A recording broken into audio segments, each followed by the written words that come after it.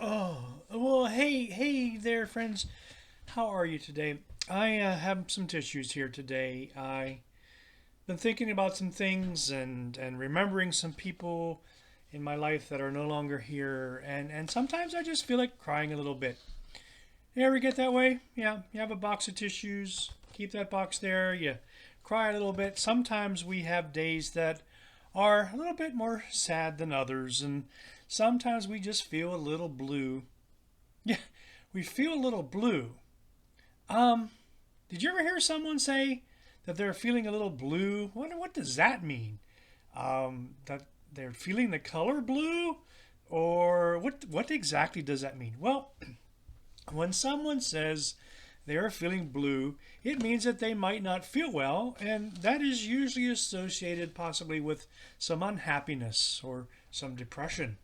To feel blue, when you say you're feeling blue, means that you're feeling sad. You're a little glum about some things, and maybe you're rather somber that day, and it's just a little bit more quiet.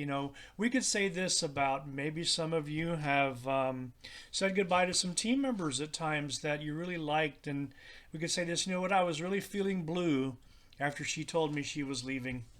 Yeah, or I could say, what, I've been feeling rather blue lately, but I think it's because of the cloudy and gloomy weather we've been having. It's making me feel blue. Well, feeling down, feeling blue, feeling sad, it's a normal experience in life.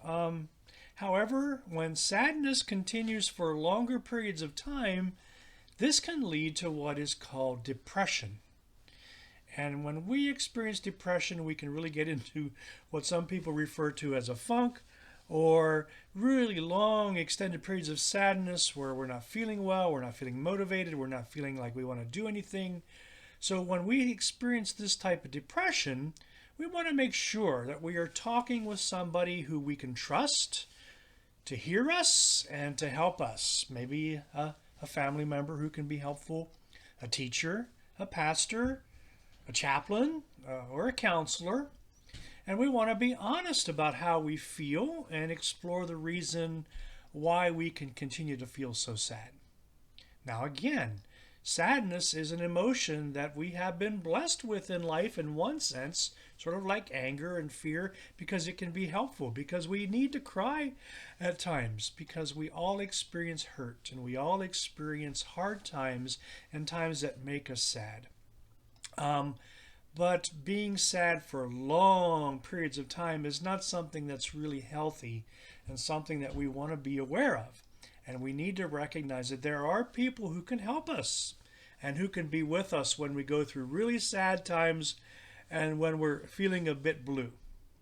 I'm grateful in my life that I have people who offer advice, encouragement, and cheer when I feel sad. I've experienced that. And I'm also grateful that I can trust that God will help me when I'm feeling sad. And I've experienced that. And I hope you have as well. Here's a couple verses from the Bible that talk about how God can help us when we are feeling sad. From Psalm 34, it says, "Godly people cry out, and the Lord hears them, and he saves them from their troubles.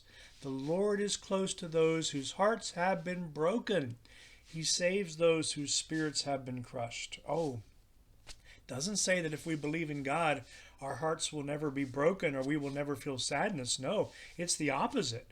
When we feel sadness, if we believe in God, God will be close to us and will help us. Psalm 23:4 says, "Even when I walk through the darkest valley, I will not be afraid, for God, you are with me." Wow, we will go through some sad and dark times for sure, but we can count on God's presence. Romans 8:18 says, "What we are suffering now is nothing compared with our future glory." Oh, that's what we call hope. Even though we know we will go through difficult times and sad times, there will be another day. There is the future. There is heaven to think of where all this will go away. And that can offer us hope to go through these hard times. Oh, and I love this verse from Philippians 4:7.